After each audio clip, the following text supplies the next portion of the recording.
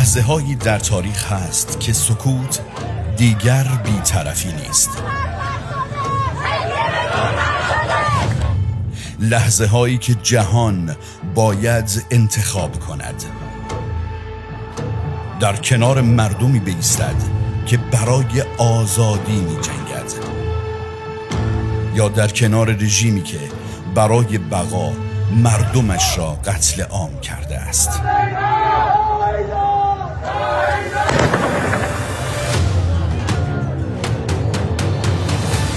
از 4 تا 9 ژوئیه همزمان با برنامه‌های تبلیغاتی و فریبکارانه رژیم برای دفن بقایای جنایتکار اعظم علی خامنه‌ای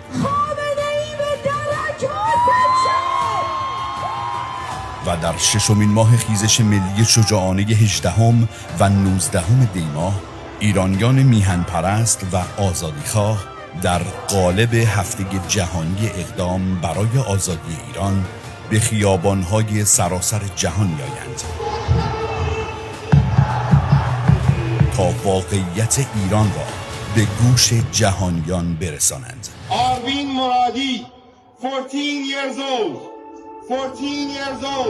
و همزمان یاد جاویدنامان انقلاب شیر و خورشید ایران را در 6مین ماه کشتارشان گرامی بدارند. امیرحسین سرباز 17 ساله.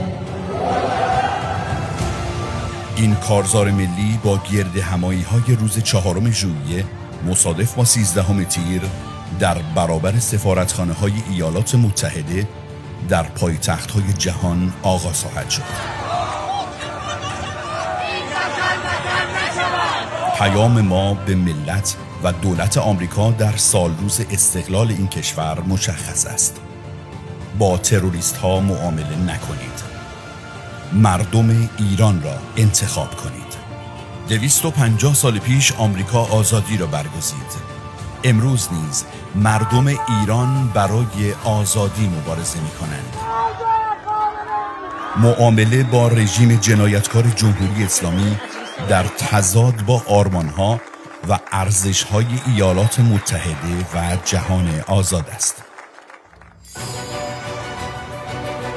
هم میهنان در داخل کشور نیز می توانند با حفظ امنیت و پنهان نگه داشتن هویت خود از طریق ضبط ویدیو بر مزار جاویدنامان، دیوار نویسی و دیگر روش‌های خلاقانه پیام‌های مشابهی را خطاب به ملت و دولت آمریکا منتشر کنند.